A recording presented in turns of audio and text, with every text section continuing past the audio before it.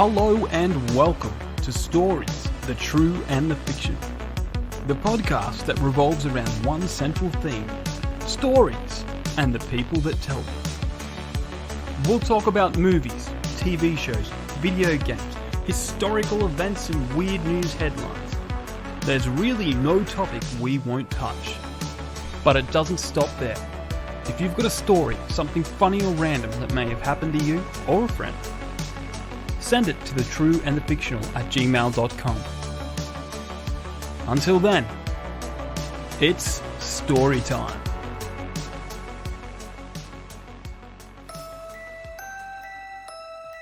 The Friend. Written by Jamie Bryden Allen Poe. Once upon a night so dreary, as I ponder weak and weary over the many quaint and curious volumes of my Ninja Turtle lore, while the Foot Clan always failing, suddenly there came a wailing.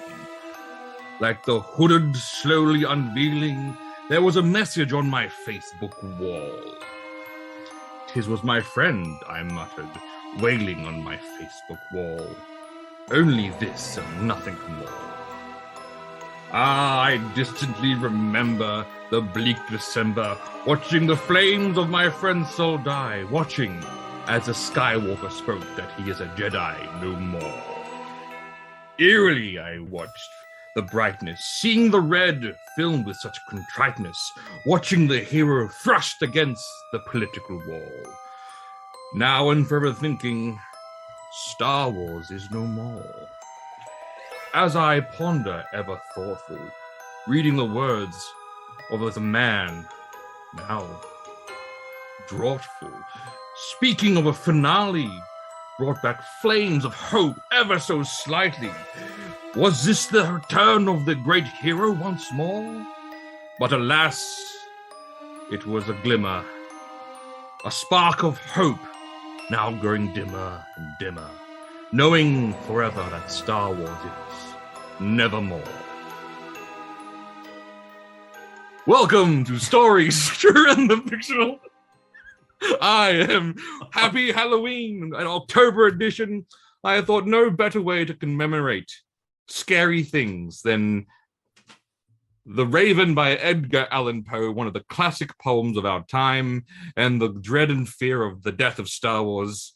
I thought that was a befitting tribute that I thought of about 30 minutes before starting this particular show. As a way to, you know what I found, young Jamie, is the best thing to do for an introduction or an opening for a podcast? What? I think about it during the week, and I procrastinate. And then I go, I'll get to that. And then I do my job and I continue on and then I continue on. And then I go, yep, I'll get to that. Yep, I've got some great ideas. Let me write them down, which I never do. I continue on and I ponder as I go through. And then I just receive a message about, 5:30 on a Thursday saying, 7:30 good for you? And then I go, yes, absolutely. And then I panic, grab my laptop and start typing away like a madman.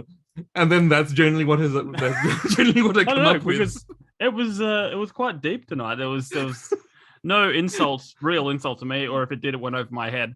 No. Tonight was in honor of the honor of Halloween, mm-hmm. and also in honor of the great man himself, Edgar Allan Poe. Now, speaking of Edgar Allan Poe, you sent us that trailer for a Netflix movie coming out with Christian Bale. I know, and Edgar Allan Poe. Yeah, it's just like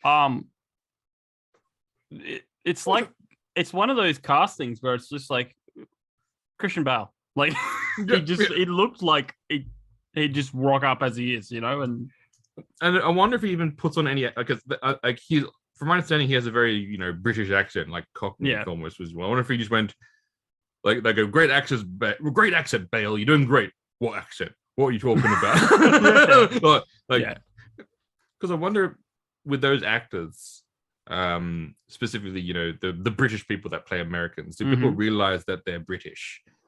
Hugh Laurie, for the perfect example of this particular phenomenon, where people because Americans never watch great television, Blackadder and all of the great things the man starred in. Yeah. They were shocked to hear him speak with his British accent Yeah, like after watching House. they legitimately thought he was American. Like when he had sent the audition tape to audition for House, they were shocked to find he was British. But my favorite one was Kick-Ass. How who made Kick-Ass? What's his name? Bryan Singer? Was that him? No. British. It's British. It's a British. I can't remember the director. Anyway, the director of Kick-Ass flew all the way to America to get an American to play the lead role of Kick-Ass. That's funny. And then finds out that the guy that plays Kick-Ass is actually British. But wouldn't that, it's one of those very, very off-putting things as well. And let me speak on my slightly off-putting things. I find it weird when I see Tom Holland speaking his British accent. Oh, yeah, no, that is weird. There's something in my mind that goes, something's not quite right.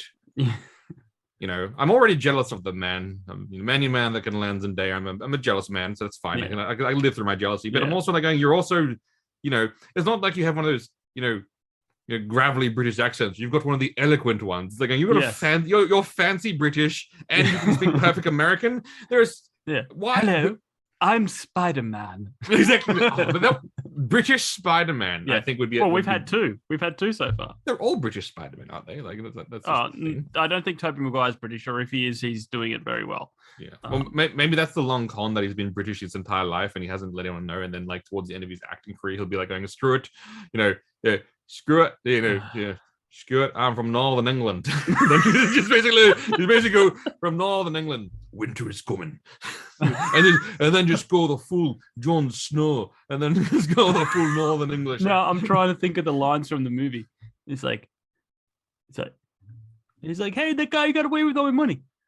I missed the part where that's my problem. Yeah, I missed the part that. I mean, imagine that Jon Snow as Spider-Man. Like, they could probably do it. Like, honestly, anything could do it. But I wanted to literally dress as Jon Snow just in Spider-Man movie, and then just have him just basically, go, with great power comes great responsibility. Do you think, because there's talks of in the Amazing Spider-Man 2, how Gwen gets she's supposed to go to London for a fellow thingo, and then Spider-Man Peter Parker says, "Oh yeah, I'll go there." Do you think Spider-Man, like when he's there, he'd start speaking, British?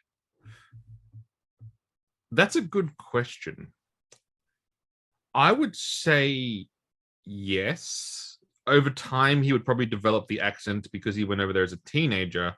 I think over time he would develop the accent just because he's around so many people. Yeah, he could be like, he could be one of those people that, they're from, let's say, they're from like the South America and they move to say the northern city, but they want to hold on to the southern roots, so they buckle down on their accent even harder, even though that's not where they sound like at home, but that they're just gonna hold on to it. So maybe he's gonna be one of those ones who even becomes even more American whilst in England. Is Spider-Man wearing a Texan hat? Yeehaw! It's like, aren't you from Queens? Yeah, I'm the American Spider-Man. America. Yeah, that's what I like about that old Ultimate. Was it the Ultimate Spider-Man series? The cartoon series that was just so comedic. Oh yeah. That first season was just amazing. That was a gem of a season. Oh yeah. It's a near perfect blueprint of how you'd want to do Spider-Man. Yeah, and it's just like, hey, Peter Parker, I hear Spider-Man goes to your school. He's like, yeah, I think he sits next to me in Spanish. So they cuts to Spider-Man with the Mexican hat. And with the Mexican hat. Hola! It was that was a really great show, and like got a little bit weird towards the end. Also, like again, that's one of those things, and I do wonder, like, do they have to continue making it to the point where they just have, like imagine a writer's room sitting there on like, a 6th or 7th season of a show, just going, well, what do you want to do? What the fuck haven't we done? And then they look at the board and go, you know what, fuck it, incest. There it is. We'll circle it. Let's do it. Brought it right back to the theme of tonight's episode. Not really. But we forgot some of the introductions. Obviously, my name is Chris Park. I'm one of your hosts. I'm also here with the man, the myth, the legend, James L. Bryden. My name changes every week. It's more so I forget your name sometimes. You know, it's rough. It happens when you've been friends for since you've been in diapers. Exactly. Once you've known someone so long, then you tend to forget certain details. Name being one of them. Or I don't think we've actually officially met. Like you go, hi, my name is. Actually, I don't think we've actually physically met. That is a valid point. But I wonder, Jamie, have you pondered this? Am I the Chris you know, or am I prestiging it every night?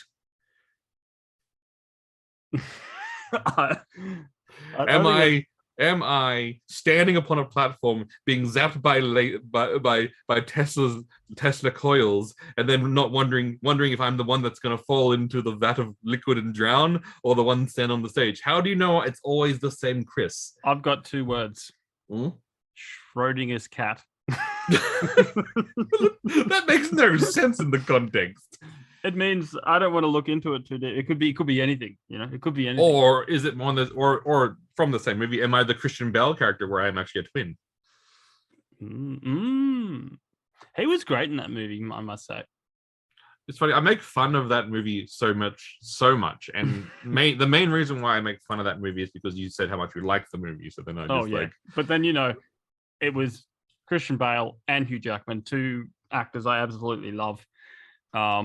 It's a solid acting. You got and who's in it? David Bowie as well. Of course. He was fantastic. Anything that David Bowie has been in has been just so spectacular. Even the movie where he's dancing with a baby and he has a little happy dance going downstairs. Where he has a giant erection. Yes. Even the white again. I like the wardrobe person in that situation that goes, hey, are you aware that David Bowie is he's gifted downstairs? Yes. What kind of outfit do you want to put him in? White pants. Okay. Like baggy, loose. No. The tightest white pants I could possibly find. What do you mean? Well, I'm going to go down to the dance store where the ballerinas buy their outfit and say, what would you buy a 13-year-old bulimic Russian dancer?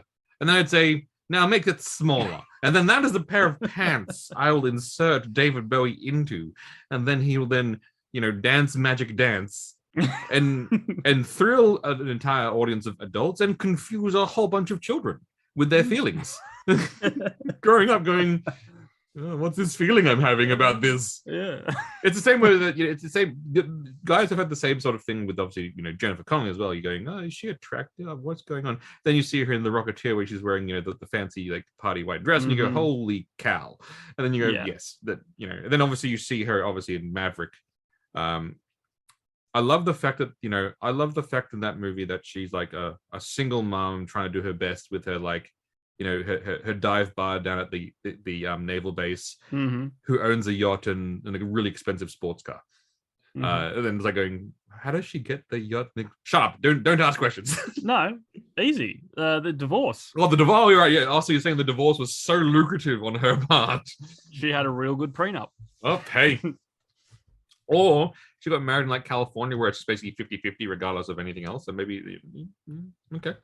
Or as you were saying, I don't know. I'm pretty sure it was last episode. You were saying if you're a 10, you don't pay for anything. That is true. They don't carry. Yeah, that's right. Wallet is an accessory, not so much. I think So she probably walked by someone and said, "That's a nice car," and then she had the keys, and then and then that's a nice bar. Again, then she was the owner of said bar. Oh my god, she's like the David Tennant's character in Jessica Jones. They just walks up to people and says stuff, and they'll do it for him. But I also have to imagine the tips at that bar would be just beyond belief. So no, okay, that's how I choose to believe. That's just from tips.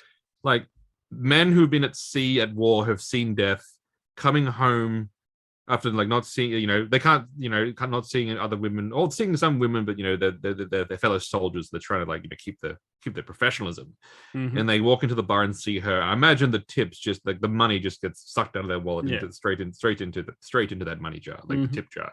Yeah. So I also now am fully with you and support you on this concept that she bought those luxury items based purely upon bar tips. And maybe even someone came in, couldn't pay their tab, and said, "Here's a yacht." That is some kind of tab. Or she could do, hustling on the side. What do you think her hustle would be? Oh, it'd be pool, because Oh yeah, no, yeah. But pool. after a while, wouldn't you sort of like? That's what I was wondering with like pool hustling.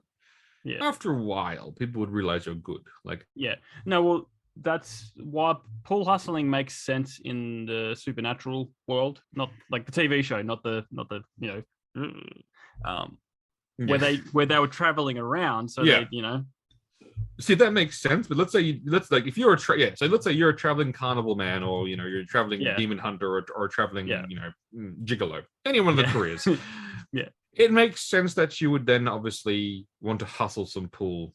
But let's say you live in a town and there are like 6 bars. Yeah.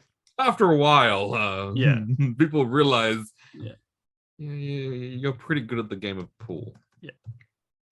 Speaking of pool, I don't know why that's the connection. I would be remiss if we didn't speak on our Lord and Savior and sponsor, Rebecca Cassells and the Rising Dawn series. Jamie, do you have some news you wish to share with us about our Lord and Savior? Oh, yes. Rebecca Cassells. Book available on Amazon. Please check it out if you enjoy fantasy, urban fantasy, a little bit of steamy erotica, and quite possibly some incest. She's actually said she does not allow her parents to read her books. Well, then that explains a lot. But I mean, how would you police that? Well, I think they're allowed to have it. I think they bought her books. They got it on those shelves. But they're not allowed to read them because. But how would you police? Like again, what's the method of policing that? They could have read that and it's not told her. Yeah. Well, yeah. I guess you can ask her when she comes on. She'll be on in a couple of episodes, I believe. Yes, we've scheduled her. Yes. We will be up early in the morning, and she will be up late at night. So it could be interesting. It could be really funny because Jamie's not a morning person. No, I am. I get up at 4:30 every morning. Well, look at you, 6 days a week, Mr. fucking Rooster. Well, I get up at the crack of dawn, and I'm out there with my crane, with my crane, practicing my karate and my illegal head kicks to win me a martial arts tournament, winning myself then a nice dealership known as LaRusso's and selling cars until I run across my old rival who's not doing so well. So I offer him a car because, for some reason my accent's going even further down south and I don't know why it's continuing that way. And now you're either Pierce Hawthorne's father or Foghorn Leghorn. That's why I tend to avoid this kind of accent because eventually it does tend to go Foghorn Leghorn a little bit.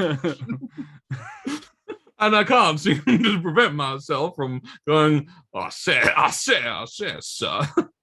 I love that Family Guy episode where he walks into the KFC.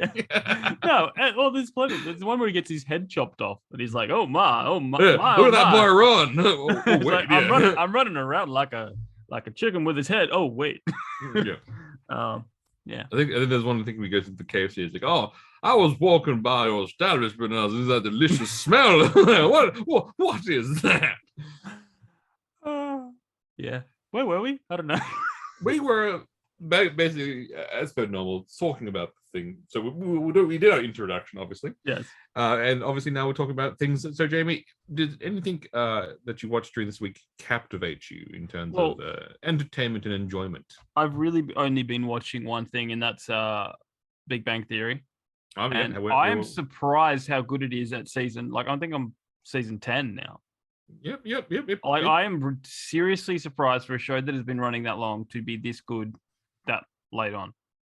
It's because this is I don't know if it's a secret or just a thing. they didn't keep the characters stuck where they were. Yeah. Three an episode, season 3. That Yeah. the characters grew up. Yeah. They developed. Yeah. Their characters changed. Sheldon grew and has developed some level of what one you'd almost call a personality in some. well, he recently slept with Amy, so that was pretty funny. That was actually fun. That was actually fun. That was a funny episode. I think I quite enjoyed that. Yeah, that was better than I thought. Yeah. And then Amy's like there. That was a fun episode. Yeah, and her introduction as a character I thought was quite good as well. And also Bernadette with her high-pitched squealy voice, that's a hilarious character. Yeah. But they were also very bold in like going, they did that. Sure, they did the will they weren't they with the penny for a while, but eventually they just went, nah, fuck it. Yeah. But I like that. It's a bold decision in a TV show. But it's gone strong, and there's been a lot of funny. The last episode I watched is where Howard and the guys they've made a guidance system, and the US military is interested in it. Oh yeah. That was a good one. And then Raj keeps looking at the computer screen and going, "I love America." They have some very a lot of guest stars in that show. One of the guest stars, which I quite like, was in one of the things I quite enjoyed. Jamie, I shared with you some absolute gems this week. Did you get to watch the PG porn video I sent you with? No, I missed it. Like you sent it. Like there's times where you send it and I see it, but I'm at work and I can't, watch it. Well, but we're gonna pause right now whilst you watch the Nathan Fillion, written by the man who's going to head DC. So I think it's important that you watch that. So go type in Nathan Fillion PG porn and just watch one episode. Watch one, and then come back to me and tell you that this man is the right man with the job. What the heck was that? That is the head of DC, the head of creative for DC, flexing his creative muscles. I wonder what was implied in that video. No idea. There was nothing implied in that. That was just simply a wholesome. So James Gunn is almost like what's his face? Seth MacFarlane. Like he can get anyone he wants, pretty much. It seems that way. It seems like he's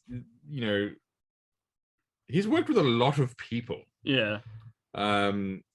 It's actually surprised how many people he's actually worked with, and then you sort of go, oh shit, like that was no. So Nathan Fillion is an underrated actor. Oh no, he's fantastic. I just finished my second watch through of Castle the other day. I can't believe you made it through 2 times. I think I can't remember which season I stopped, but I felt like I had seen enough Castle. Yeah, no. Well, look, I think there's a point where they changed writers, and it went like a little spy-y. But look, it was good. It's just look they almost stick the landing, but it's a rush. It's rushed. Like they just it's a great last episode, and then they kind of go like, "This is how it happens, happily ever after," But that's expected, because sometimes you get told, obviously, something with a show that running long run, you get told it's ending. Yeah, you got probably at the time got millions, because it's a syndicated TV series. You got a million story threads in the fire still. Yeah, and you're going, they're not done yet. It's like, well, yeah, you're ending this season. Yeah, so they better be done. yeah.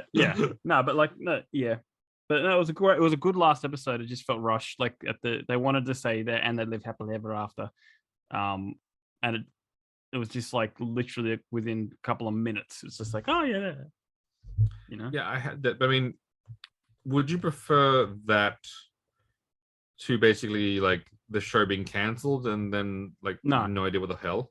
Yeah. No, but see, I don't mind open endings if they're planned open endings. Like I didn't mind the last episode of Chuck because it was open, with a little bit of mystery, but it's just got to be done right, And I do hate it when shows get cancelled. They don't get to finish. Old show that I used to watch called The Pretender. I remember that show. It ended with an explosion. They were all on a train somewhere, and it was a kaboom, and then that was it. No more. Really? Yeah. Fantastic show. I'd like to see them redo it. Will that show work? Yeah. Heck yeah. Because it's about he's a kid that got kidnapped when he was a child. Mm-hmm. And he's super intelligent, and they basically did experiments on him, like not like like just like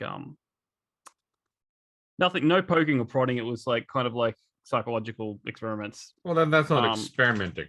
And giving them scenario, they're really insanely intelligent, and so basically he escapes that place and then becomes whatever he wants to help people, so he can become a doctor. Like he'll have all the knowledge of a doctor within a couple of days. So he's and then he'll be a doctor for an episode, then he'll go be a fireman for an episode, and then he'll go be a fighter pilot, and he just goes around helping people. And there's a lot of good cameos, guest appearances. They had Bryan Cranston was an episode. Oh, the guy who played the main guy's brother was Michael Weston from Burn Notice. Michael Weston. Yeah, no, but look, it was a good show, but it just kind of just ended. And I reckon they could easily reboot that. Well, to me, that makes sense. I mean, he's basically like Super Mike Ross. I mean, in terms of like yeah, pretty much. Yeah. Like that makes it's sense. like Mike Ross from Suits on steroids. You know, to me, what the most painful cancellation was Terminator: The Sarah Connor Chronicles. I love that show. That show was fantastic. That show gave us Summer Glau in the Hall of Glory. But again, apart from that, great show, excellent. I thought it was actually a really interesting take on sort of the Terminator mythology, and it ended on like the biggest cliffhanger ever. Like all through the series, he sort of has like this weird, like through the first two seasons, like the Terminator sent back is like a teenage girl, like Summer Glau. It's like going, of course. I mean, why not? And he has a very weird and somewhat creepy relationship where it's like they're sort of together and then sort of not, and it's all. Are you saying they're implying something? Oh, they are. Oh no. Sometimes they remove the imply altogether. Like they just go like, eh. And then like they were sending people back into the future, and it was actually really funny. There was people coming out from the future to kill her. Yeah. Because they were part of the resistance. And they go, lately, John Connor's made some decisions that she has basically influenced him. But now she's here earlier than she's meant to be. So now like her influence over him is going to be even stronger. Where this girl's like going, I want to see John Connor. And like some guy's character goes like, when you speak to me, you're basically speaking to John Connor. And then they realize, so that, that's how close that becomes that close.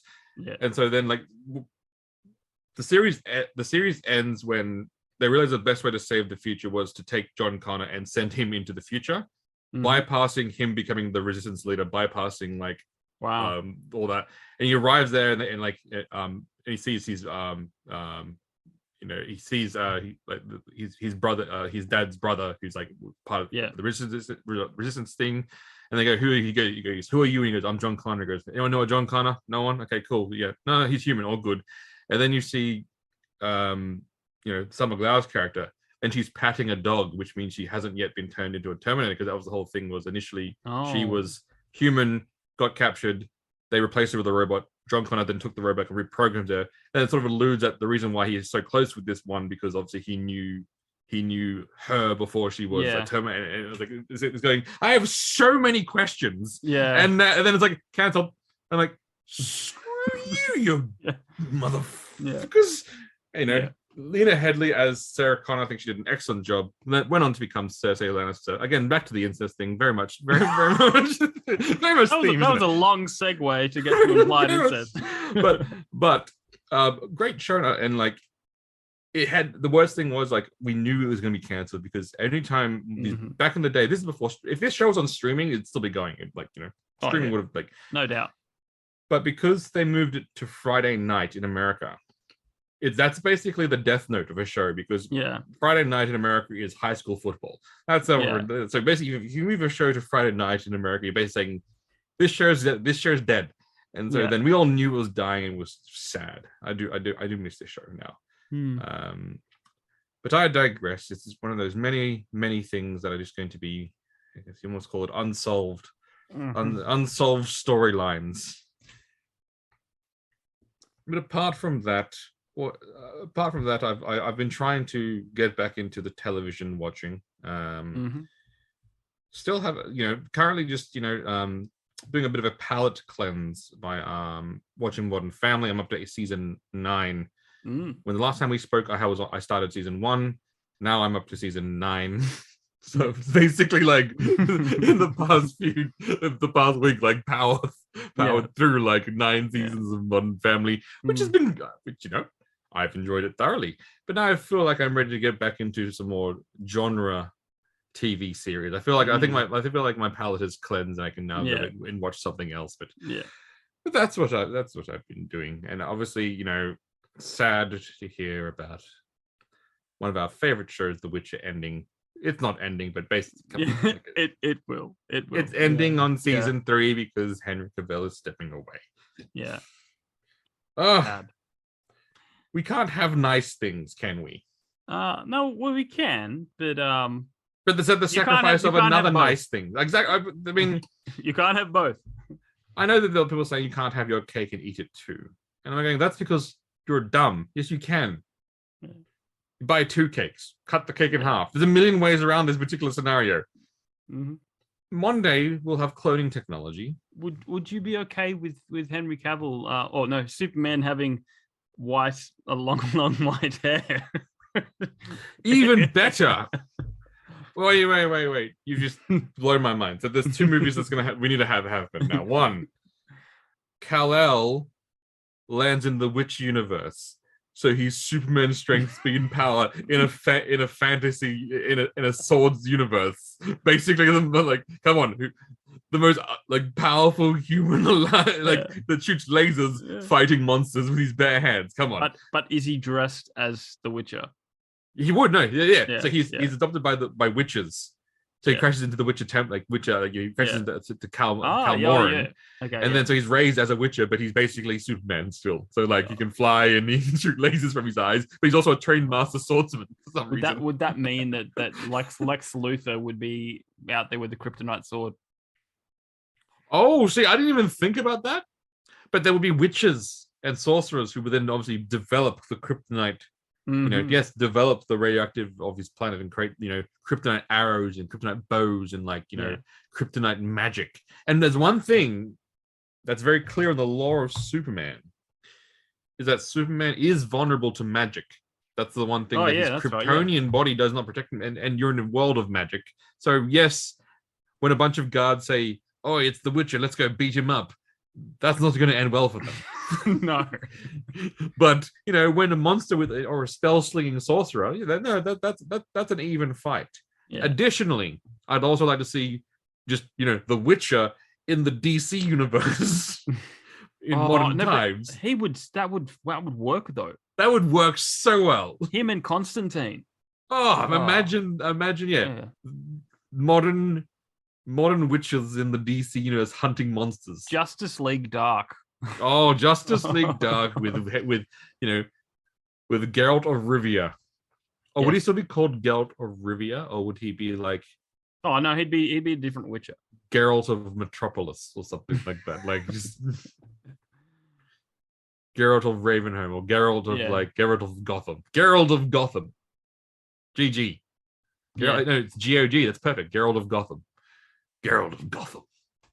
GOG. GOG, yes.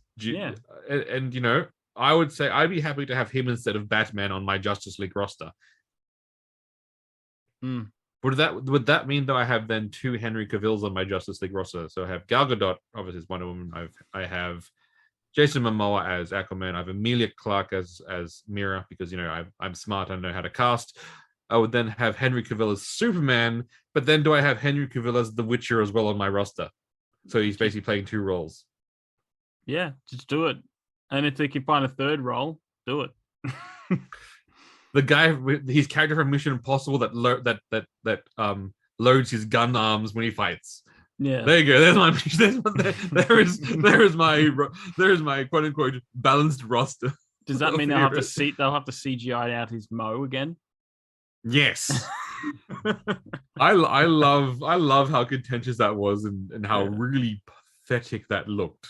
Yeah. Like there's some good CG, there's some bad CG. Bad CG, I think would be when they tried the first time they really tried to de-age, the Big Lebowski, Jeff Bridges in Tron. In their defense, that was the first time they tried to do it. Yeah, no, I get it. Yeah, first time they tried to do it, and they had some really good concept in terms of they kept the actor's eyes the same, but then they just tried to de-age his face because eyes are the one thing that's sort of telling. They all can't be Jurassic Park, Steven Spielberg, Jurassic Park. You all can't create something that will stand the test of time. That's true. Peter Jackson's Lord of the Rings, same thing with it.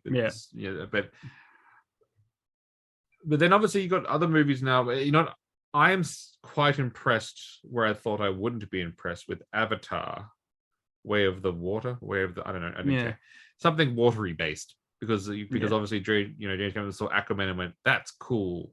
Let's do that. I'm like, hey, I love Aquaman. Hey, Aquaman was awesome. Well, that being said, didn't James Cameron do some doco about going to the center as far into the ocean as he possibly can? Oh yeah. So he loves water. He loves water.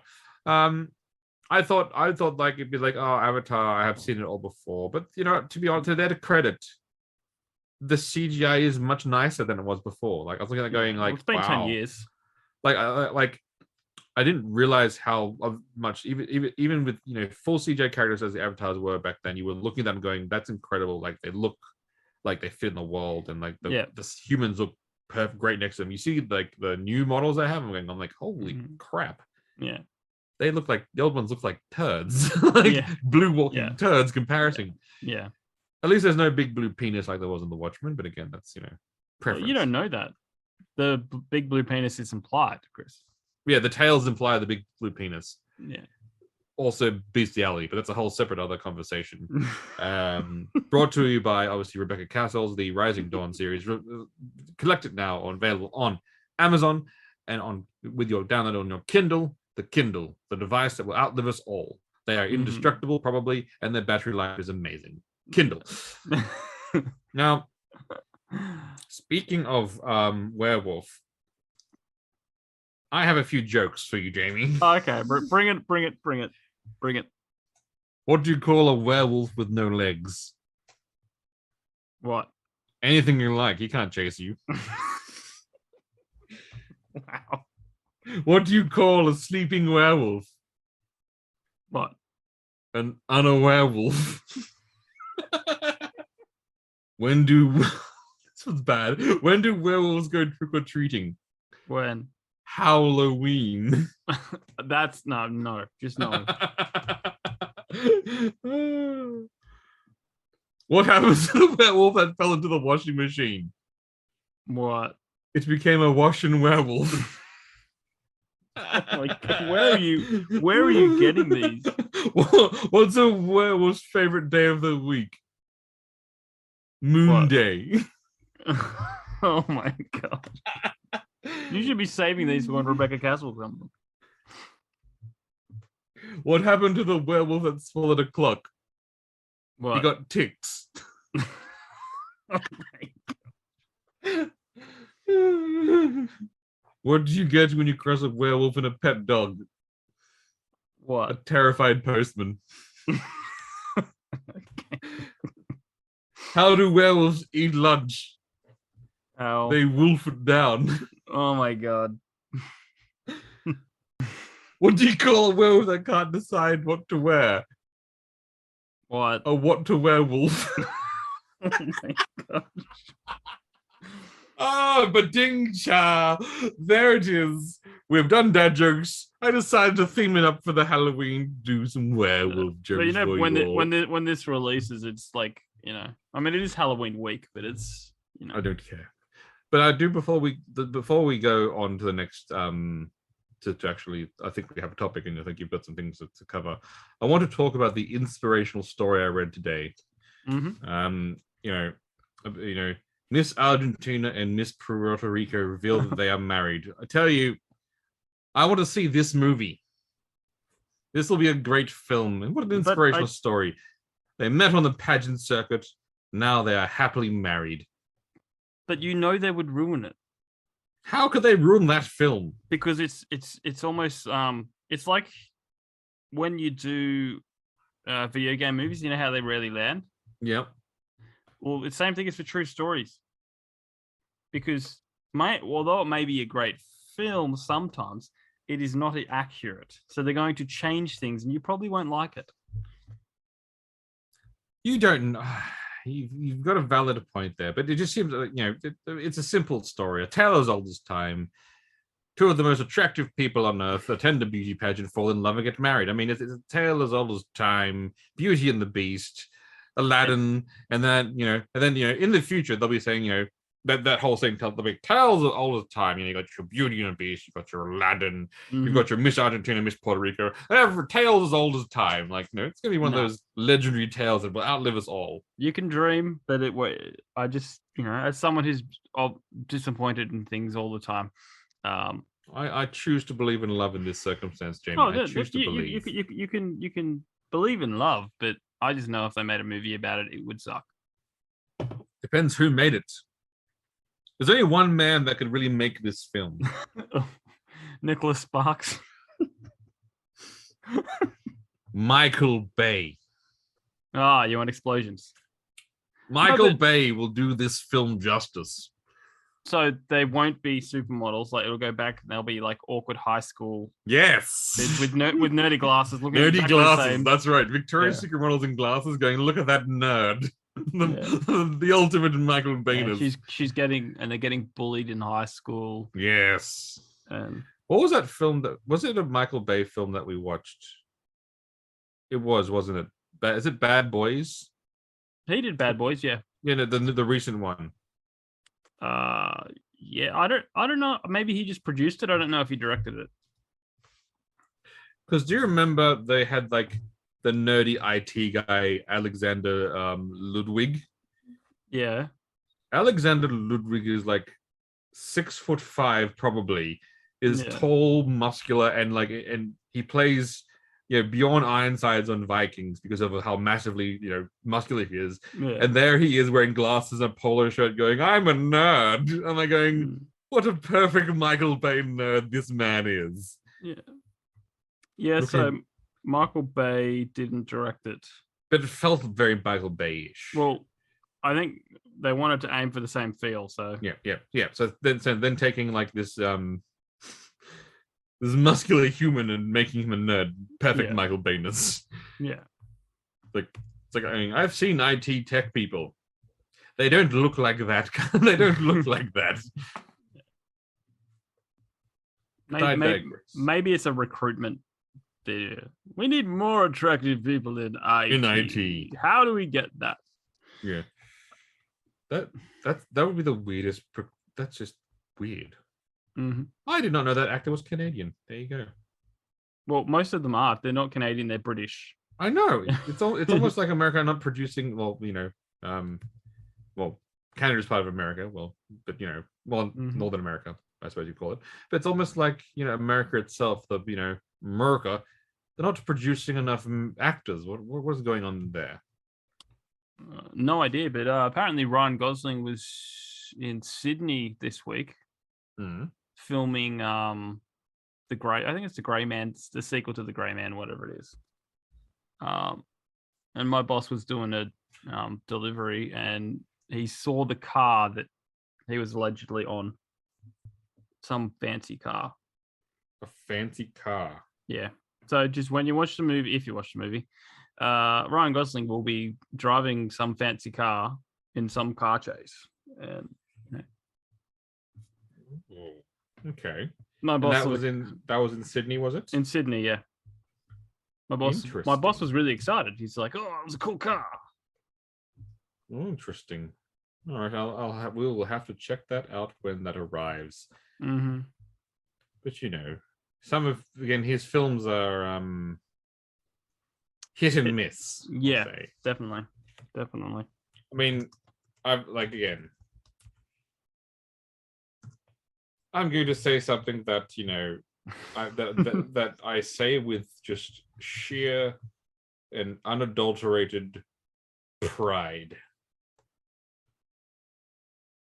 I am a married man who also dated, obviously, to become married, and I have never seen The Notebook.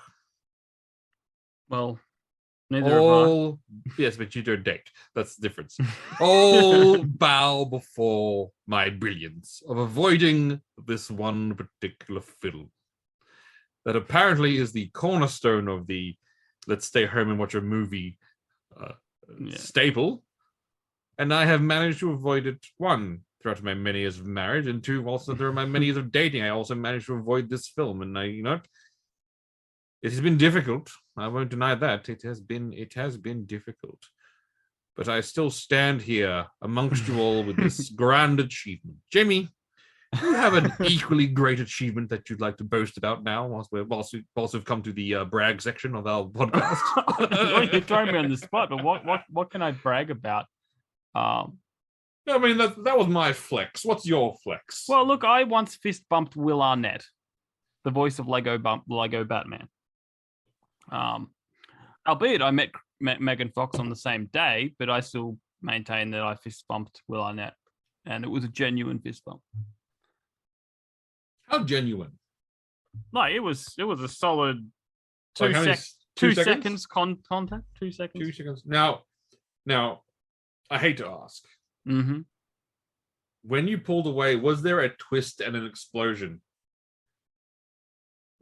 Small explosion, like not like a, but it was. But was there? So you fist bumped. Did you guys then lock it down and then explode with your fingers? Like, was it a true moment of a fist bump, or are you talking about basically saying I'm only half erect? Like, come on, like it's full or nothing. It was there was an explosion, but it wasn't like it was an awkward fist bump because I was leaning over a railing, so. But did you lock it down? Yes, of course. Obviously. But the explosion wasn't it sounds like the explosion was not spectacular. Well, yeah, because it was like if there was a real explosion, there would have been minimal shrapnel and damage because it was a tight corridor. Just the angle of the explosion was a bit sure. I'm very disappointed then for you. So I think it's very clear your goal in life is to finish this fist bump. Okay. Fist bump, lock it down, and then fingers explosion. So like, all right, I'll put the memo out. It has been 8 years since that happened. But Will Arnett, if you are listening, let the man finish what he started. Next time you're in Australia, as that Halo series says, finish the fight. But I keep forgetting that he's also American. So then the next game is here's another fight, and then the next game also we destroyed that race.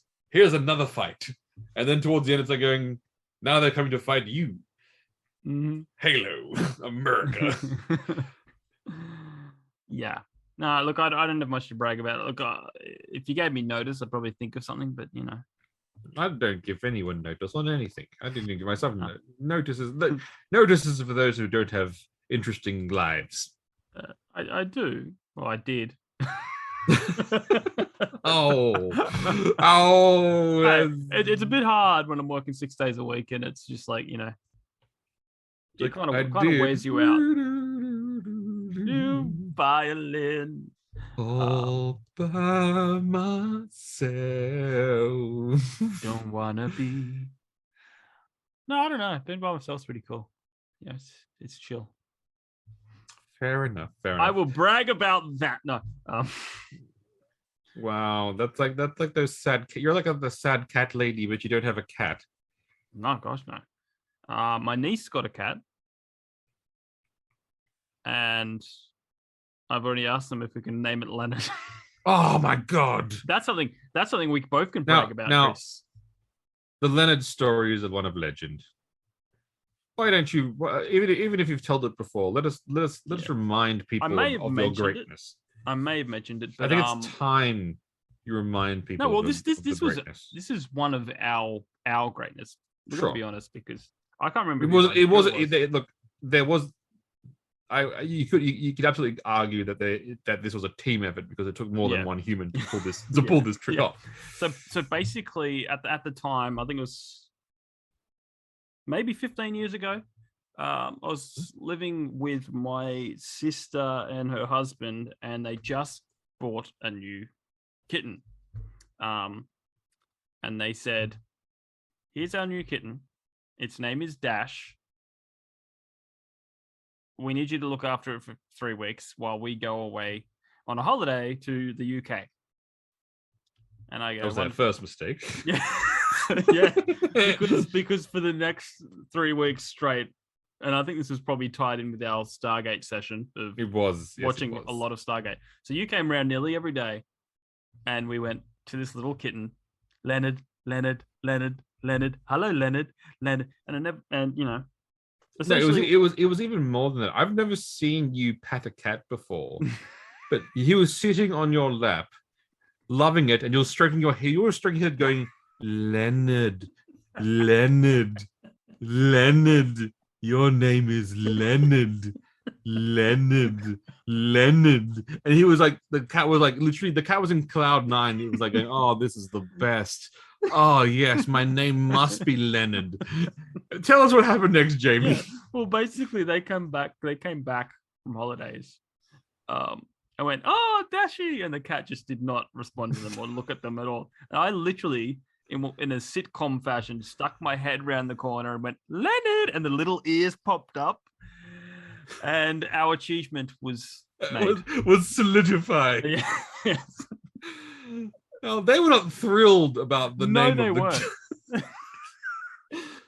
And then they palmed it off onto me. They went, "It's your cat now." Well, yes. I mean, let me get okay. Going like, I don't like cats. But do you understand why they palmed it off to you? Yeah, right? yeah. Like you do get that the fact that yeah, I do. If you rename a cat, like the amount of effort you put into that. Yeah. You like.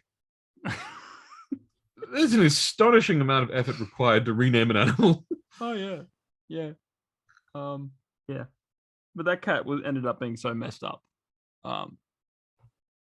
Yeah, I heard that. Like, it's not. It had a complex, and it was just a pain in general. It would poop once in the kitty litter and expect you to change it every single time it's pooped. And you couldn't just take the poo out and shuffle it around a bit. It was like, no. Women always expect you to flush the toilet. I know, right? That's just like, yeah, you're there. Yeah. I get that. I get that. But that's one of our greatest achievements. No, you know what? I think, Jamie, that is a fine achievement, and you should be proud of that because, again, we renamed a cat. Yes. Against the owner's will. Anyone can rename a cat if they've been given the ability and asked to rename the cat. We did it against the owner's will. Yeah. Yeah. Now, Jamie, I do believe you have a topic you wanted to discuss today. Yes. Well, I wanted to jump on ironically, the housewife bandwagon. Woo! Yes. Although I've gone for the, true crimes. But they're going to be, interesting or pretty mundane because everyone does murder. Everyone does my husband loved me very much, but then he killed me. I wanted, So these are, I'm going to present these to you like a true crime podcast. Excellent. Although they're going to be mundane and maybe not exciting, and maybe you can have some theories to lighten them up. All right. Let her rip, young man. Let her rip. Okay, so the first one. Now, this is coming to you from... I will say in advance, there's a lot of Florida in these. Because while Florida might be one of the most livable states in the US, from what I've heard. It is also one of the most interesting crime states. That's because people live free, Jamie. That's because people live free and they freely express themselves. Yeah. Well, all right. Well, this is coming from, this first one is coming from February 9th, 2016. So a while ago. Mm-hmm.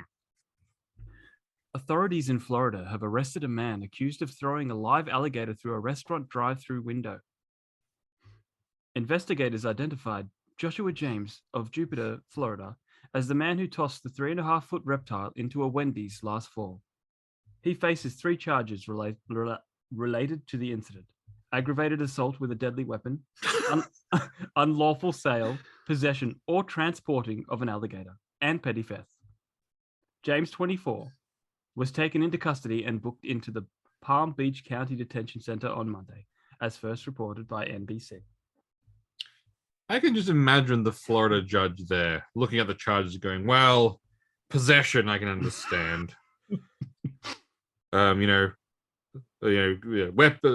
Weapons or, first time crime, I get that. Transport and concealment of an alligator. Okay, fair enough. But this petty theft, I'm going to throw you in jail. And I'm going to lock away you make me sick. So, do you think this was a mafia-style hit, but Florida style? No, because I'm looking at the guy. And he's not Italian and wearing a fancy suit? No. Now, Jamie, picture this, if you will. Yes. We make it's obviously because we have to set it in Boston so we can have Ben Affleck make it. We're going to make it a Boston. Yeah, you're a cop. We're going to have a Boston crime epic about a cop goes undercover into the Irish mafia. But instead of guns, everyone has alligators. Yes. No, I can see that. I can see that. And they throw them at each other. that's the method of So drive-by gatoring would be a thing. They drive by and throw all these gators out into the business. So it's like Adam West on Family Guy with the cat gun. Yes, but they're alligators, and then they go to the metal detector and they open up the thing and they go to the big crime meeting, and how they don't take the guns and put them on the table. Everyone whips out their alligators and puts it on the table, and they continue on their crime meeting as if nothing's weird at all. I think Ben Affleck should make this film. Oh well, I could see him doing it. All right, let's move a little bit further into the future to May 2020. Oh, recently. A Virginia man was arrested Friday after he and a friend were allegedly caught shoplifting alcohol while wearing hollowed-out watermelons as homemade face masks. Justin Rogers, 20. This is a funny bit. Justin Rogers, 20, posted a TikTok video on May 5th that appeared to show him and another man buying 2 watermelons, scooping them out, and wearing them on their heads as they go grocery shopping. The melons entirely covered the men's faces except for 2 eye holes. So essentially, they robbed a store with masks in, watermelon masks, but they made a video on TikTok about them making masks. That makes sense because every time you're a gamer, Jamie. Mm-hmm. Every time you talk about a cool moment, people always say pics or it didn't happen. Yeah.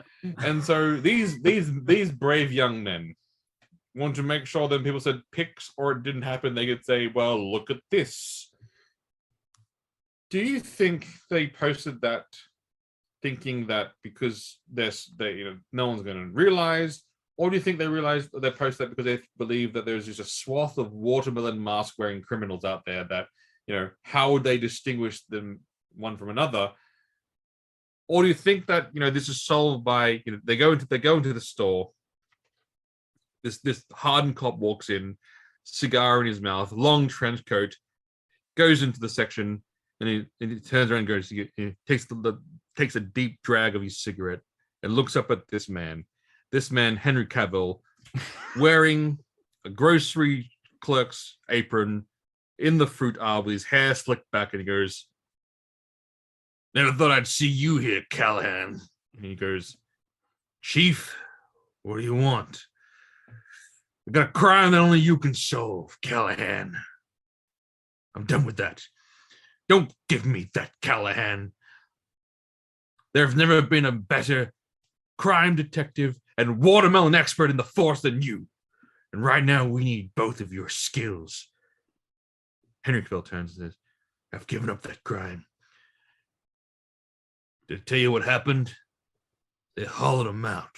"What?" "They just bought them, cut them open, and wore them like masks. Those sick bastards." Watermelon Cop, coming to ABC.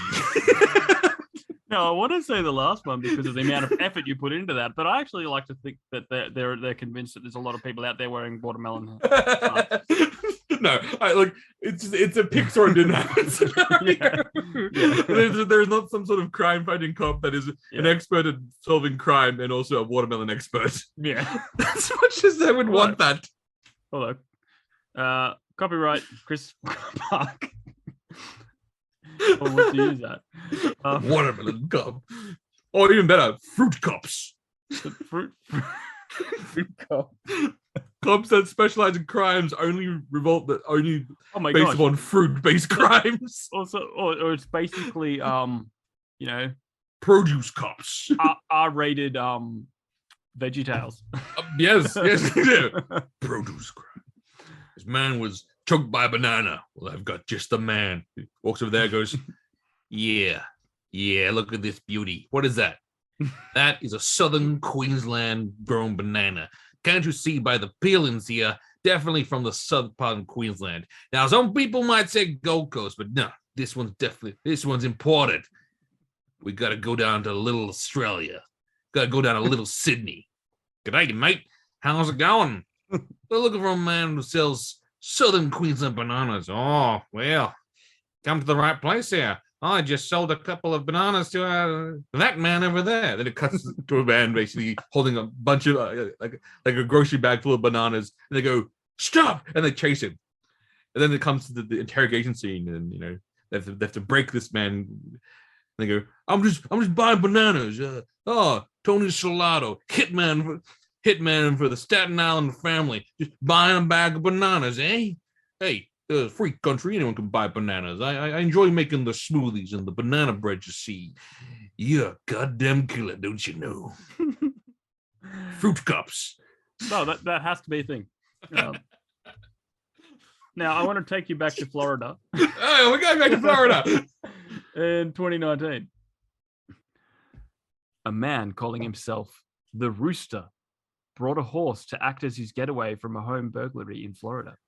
But the horse wandered away while the man ended up behind bars. Authorities arrested 52-year-old Lonnie Maddox Thursday after he and a horse named Angel were spotted on the security camera footage wandering around a Newport Richie home. Wait. Was the horse in on the crime? Well, with a name that like Angel, no, obviously. It said the camera. So basically, like, did they have camera footage? Did they have it of him just riding the horse, or did they have the camera footage of him like getting out the lockpicks and the horse standing there all nervous, like and going, "Man, I don't like it." No, from what I can tell, he brought the horse with him, so I don't think he was riding it, but like he was going to ride it as a getaway. But he basically said, "Stay here, horse," while he went to do the crime. But don't you know, one, like all good video games, you must equip the horse. Yeah, you must equip it to then the upper button on your control panel, like in Ghost of Tsushima, so you can then quickly call the horse for the getaway. He did. Yeah, well, he didn't learn the whistle. He didn't learn the whistle. Again, rookie mistake. I know, and I don't know. maybe it was just a kind of a Skyrim horse scenario where like he brought the horse, but the horse glitched out, and then he was basically just left there without a horse. Or maybe he thought it was a video game horse, and he tried to whistle, but the horse was the horse is long gone. Yeah. Why did they arrest him? Like, what crime did he actually do? He broke in. No. But did he actually steal anything? I don't know if they actually say that. Because this world needs a better class of criminal. Oh, here's the thing, Jamie. If we keep arresting all these interesting criminals, we are never going to get a Batman. No. How are we going to convince Elon Musk to dress up as Batman and fight crime at night if we keep arresting these interesting criminals? That's true. But then if we lock them all up, maybe we'll get an Arkham Asylum scenario where they basically Yeah. Again, you throw them in there because they're not quite done, they're not quite crazy enough. Maybe throw them in there, give them like some playing cards and like some lipstick, and just see what happens. Just sit back and go, come on, start laughing, start drawing on your face, because that's what the world needs. These hardened criminals who do actual crime terribly, shooting people and things. No, those are bad. We need some eccentric robbers and things of that nature to really get Elon Musk out of his newly established Twitter HQ to fight crime, like all good billionaires should do. Yeah, but just to summarize this up, for a little more information, he didn't even own the horse. So wait, did he steal the horse? Well, they said or did he borrow the horse? It isn't clear whether or not he had permission to take the horse. So he stole a man's horse. Yeah, allegedly. No. Allegedly stole or borrowed to go on a crime spree to You see, I don't think it was stealing the horse then, was it? No. Well, yeah, I don't think it was charged on that. It was more so the breaking and entering. No, because like basically it's one of those things where it's like going, remember that scene in The Simpsons where they went to where it's like the mafia had a pet store. Yeah, and it's like going, I'm after a bunny, quote unquote. What kind of bunny are you after? An automatic bunny, a bunny that explodes? Maybe this was the kind of thing where like plausible deniability. The man goes, I'm not gonna. You can't borrow my horse. I'm just gonna leave it right here, and then I'm gonna just walk away. And if someone was to happen to take it and commit an excellent crime, well, that's not on me, is it? I didn't do anything. Once again, Jamie, only in Florida can these great and prosperous crimes happen. Now for the most violent one.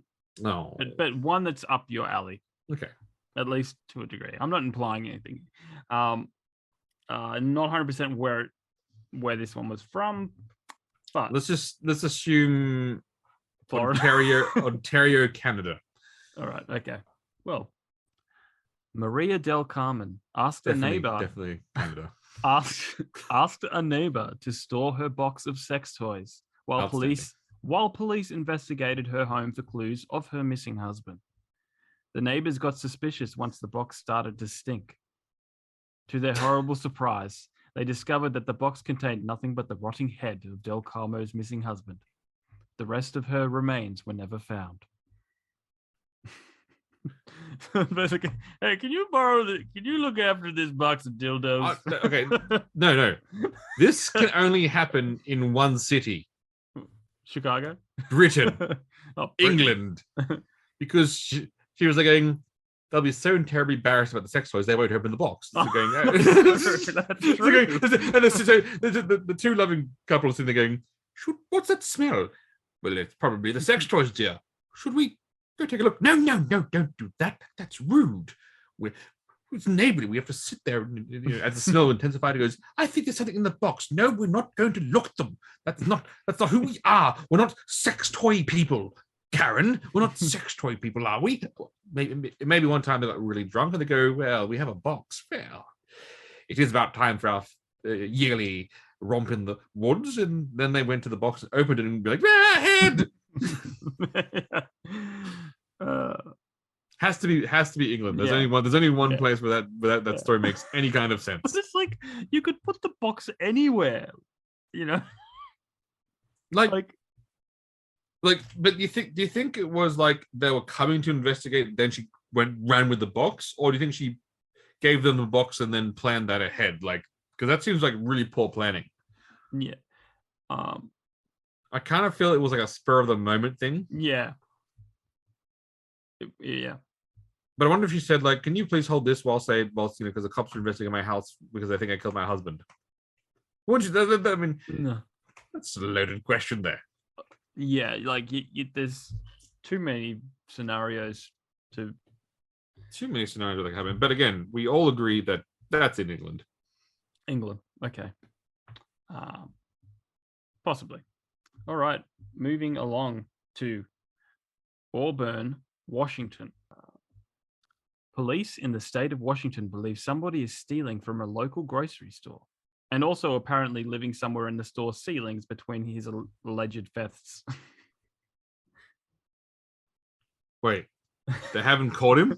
No. So basically, this guy's living in the ceiling, popping down, going, "I'll have some of that." And then Wait, I mean, it would take probably like. What do you mean? What do you mean they haven't caught the man yet? Find some more. But is it actually a person, or is it just a very clever raccoon? Yeah. Auburn Police Commander Mike Herman said that authorities have even tried using infrared heat mapping scanners and K9 units to try and find the suspect with no success. That makes no sense. Again, it has to be a raccoon, right? It has to be some adventurous little raccoon. Because no, they got him on video, and he's got like a full backpack with him. Well, then this is obvious what's going to happen there, don't you know? What? As they're investigating this backpack man, a car blaring thunderstruck's going to rock up at a 67 Impala, and two brothers will get out, flashing fake detective badges and discussing about a murder that happened several years ago at this very site. And a man was stealing fruit, fell down, broke his neck, and now he's stuck in a loop of stealing fruit. Yeah.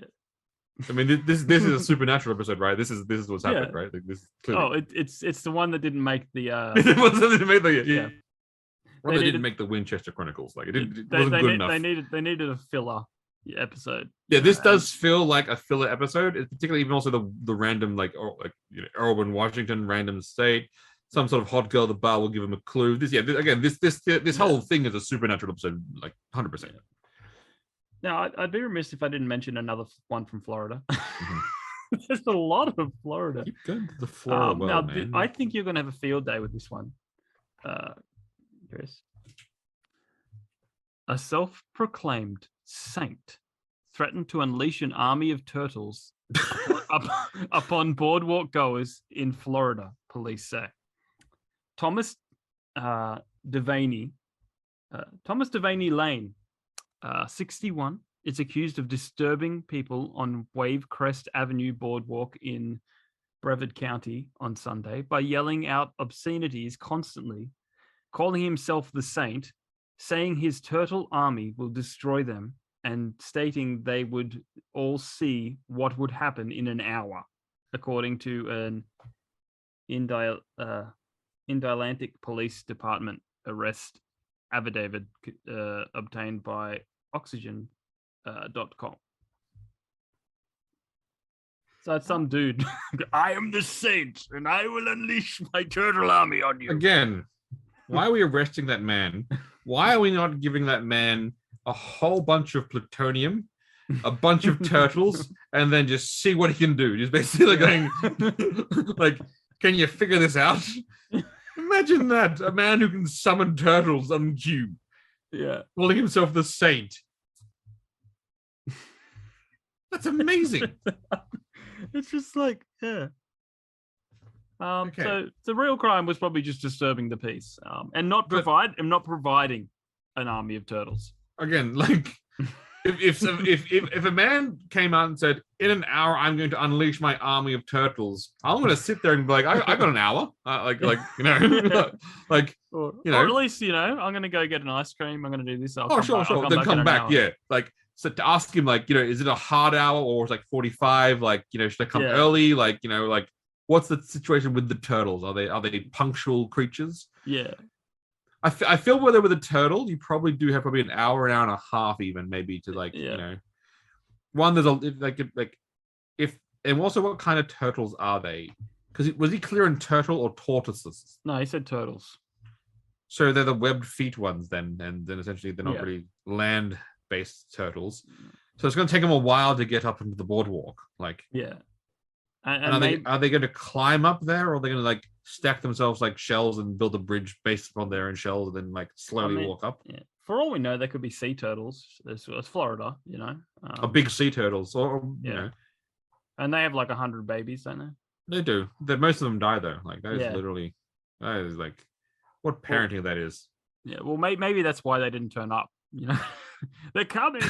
They're coming. He rallied them with an epic speech, and they all lined up, and he said, "Yes, they're coming." And then they all got eaten as they as they were hatched from the eggs. Yeah, that sounds more realistic. A turtle scenario. But again, if you see a crazy person that's saying they're going to summon an army of animals within an hour, you are obliged to figure out and wait to see if he can do it, because that would be impressive. Yeah. JB, if you had an army of animals, not turtles, what would you summon? But it can't be like you can't summon an army of lions or like an army of bears or an army of It has to be something interesting. What would you summon as your army? Off the top of my head, ferrets. An army of ferrets. Well, a lot of people hate ferrets, so that's because they're long penises. Like they're literally like. Have you smelled a ferret? Fine. An army of ducks. No, ferrets. Oh wow, we're getting rapey there. Okay, back to your ferrets idea. Now, what would your supervillain moniker be? Like, are you the Ferret Man, or what would you call that's too easy. I don't know, to be honest. Maybe I'd be British. I'd put a British accent on, and I would be called Ferret. The Ferret. Ferret. Wait, why are you putting a British accent on? And then because it sounds fancy, and obviously I'm insane, so Yeah, but then if you're calling them the Ferret, shouldn't you be then French and then have them all wearing berets? Oh my god, that's better. Well, I am 1/4 French, so they're all you've got stale baguettes as the clubs. And you're wearing berets, and all of your ferrets also wear berets, also having their own stale baguettes. And it's just a violent street mob of ferrets. Yeah. Ferret. Ferret. Ferret. You will feel the wrath of Ferret. Ferret. That is amazing. You know what? I'd fight that. Because when you think about it, depends on how many you could summon. Even if you summoned like 600. No one's stopping you if you have 600 ferrets running at you. Because if there are 600 ferrets and they're running and they're wearing French berets and they have breadsticks in their hand, ready for combat. That is going to freak people out. Yeah. What kind of control would you have over the ferrets? Like basic commands, or just full, like literally, like they have personalities and names and things? Maybe a little bit of both, but I was more thinking Ant-Man technology, kind of, Oh, okay. Just so not like rat catcher kind of thing where they can somewhat.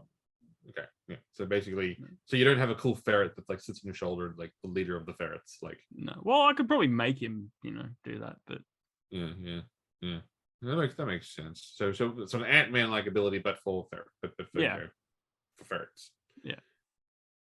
Then you should be called Ferret Man. Like that's just But no, that's if you're the hero, because you know what? Because you're Ferret, I would have to be the hero called Ferret Man, and like a good Marvel film, we have the same power. And then it's, So basically, we stand there opposite each other, and these ferrets they're awkward. They're looking back and forth, like it's the come to daddy, like no. people are You've fighting got over ferrets. I've got guinea pigs because Oh. they're slightly similar powers. a cat. But only your guinea pigs would die after 2 weeks. Yeah, that's why I need a lot of them. Like I need a lot of guinea pigs, and they scare easy. Okay, maybe not. Like maybe they literally scare. Maybe not maybe not guinea pigs, but it's a Marvel film, Foxes? and so you're the villain. You have ferrets. I have to be the hero because it's science based, and I have to have a very similar power set. But your power set must be better than my power set because you built your power set off my power set, so you had a chance to you advanced it because this is a Marvel film. So and I'm slightly better than you. You're slightly better than me in this particular hero battle because So you've got ferrets. What about foxes? No, because foxes would eat ferrets. Obviously, that's too powerful. My power must be weaker than yours. Obviously. All right. Okay. But that's the general. That's the. It's a Marvel film, so we have to stick to the traditions. Mm-hmm. What are those little? What are those little flightless birds? The little hens.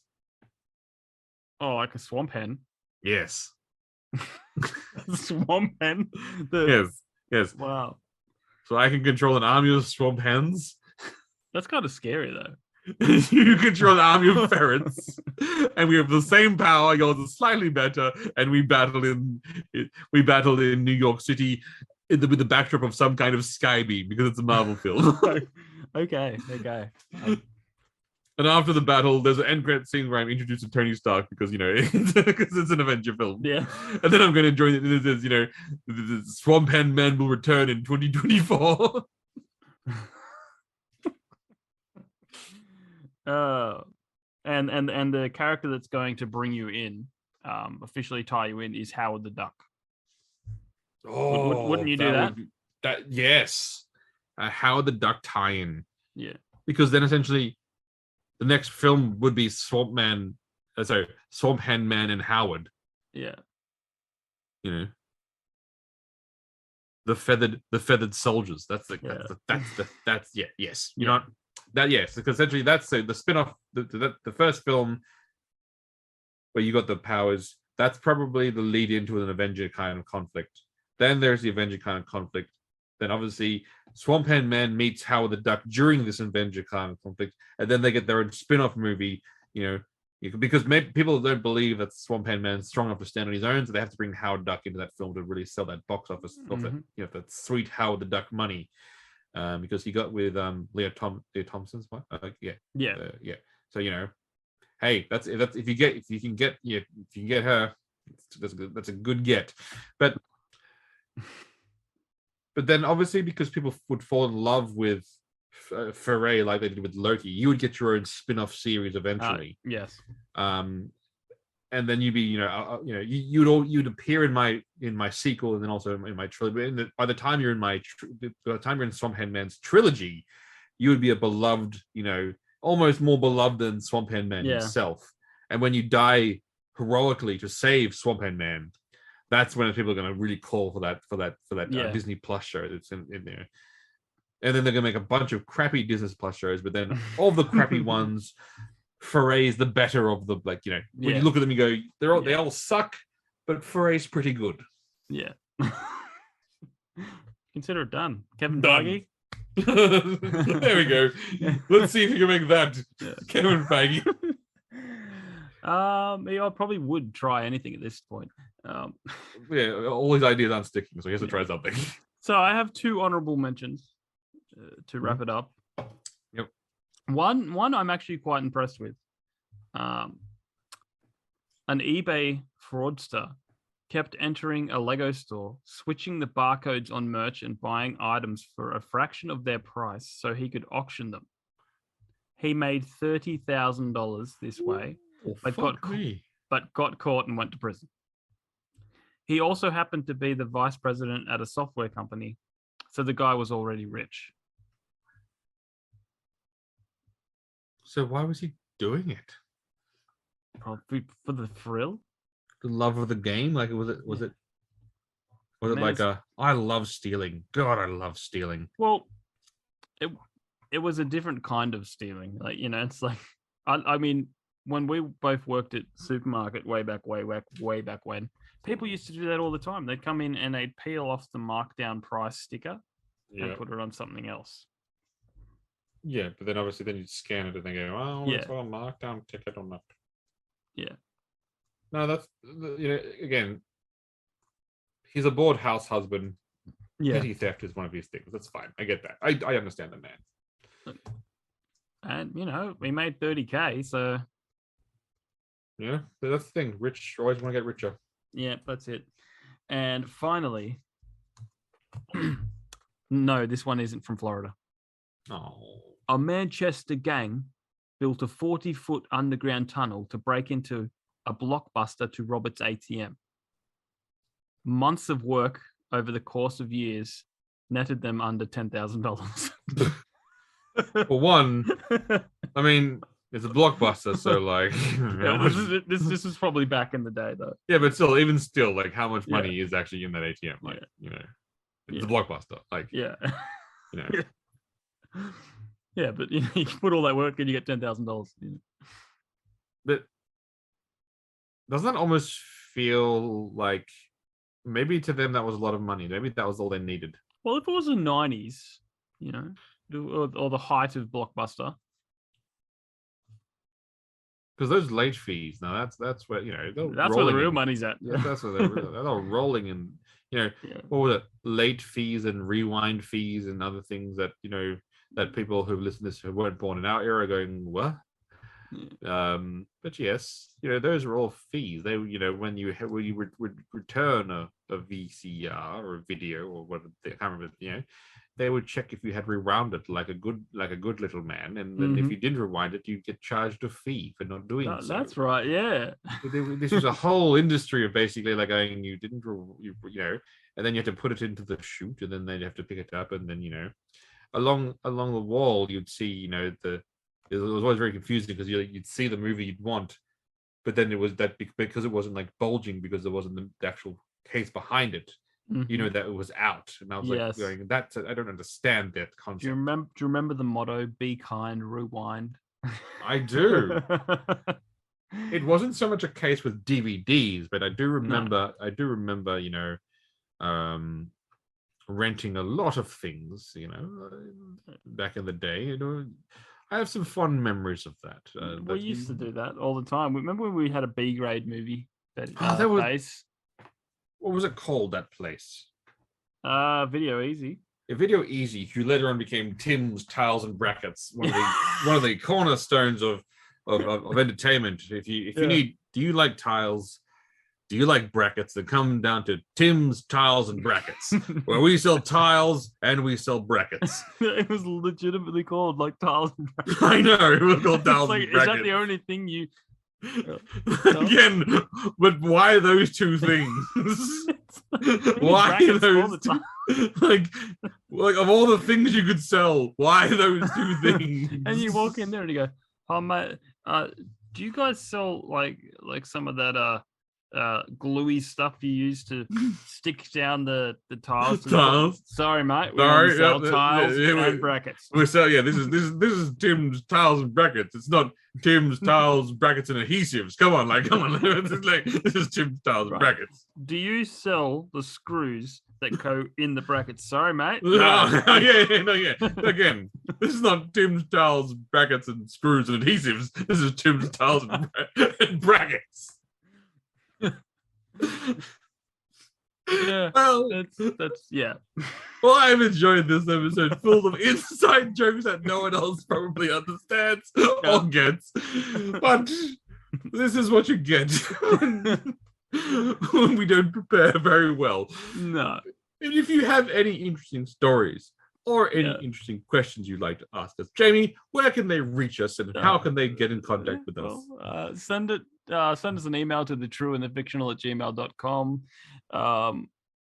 Check out our Instagram, which is pretty active, stories_podcasts.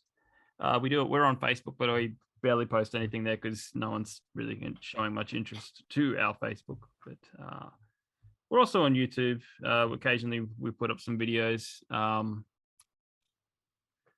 Yeah, check it out.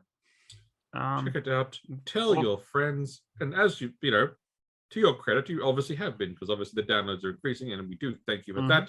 So write in, let us know what you'd want to hear more on, if there's any interesting topics, or just, shout at us on Instagram, post something random, and we'll discuss it. As it will we take all of your ideas as seriously as we take our concepts of Foray and Swamp Hen Man. That has to be a thing. Civil War, obviously.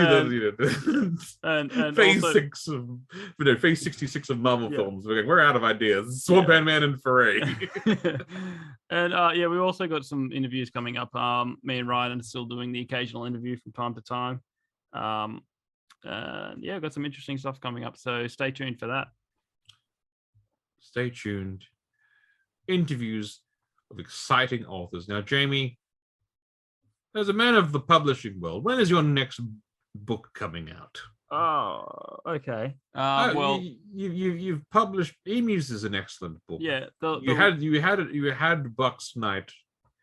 The people want to know, are you still publishing? I'm writing. I'm working on a few ideas at the moment, but I'm still getting used to my new job. So I've got to I try to write a little bit every night. But nothing major soon. Letters from the Emu War is getting republished, and that's coming out next year, towards the end of the year. But yeah, not much happening at the moment. But we're still been selling quite a few books of Letters from the Emu War. People keep buying it, just random people. Well, then that's that's generally what happens with a book. The best thing about a book, selling books, is, Jamie, a book has a long shelf life. Did you just look that up? Yeah. I swear to Swamp Hen Man, I didn't look that up. All right, cool. There you go. An entirely original joke. Well, then we better stop talking. I can't. To end on a high note, we will leave it there. Thank you for listening. Tune in for next week as we discuss, once again, Jamie's possibly could have been relationships with the many mistresses that he had. And after that, I bid you adieu. Adieu.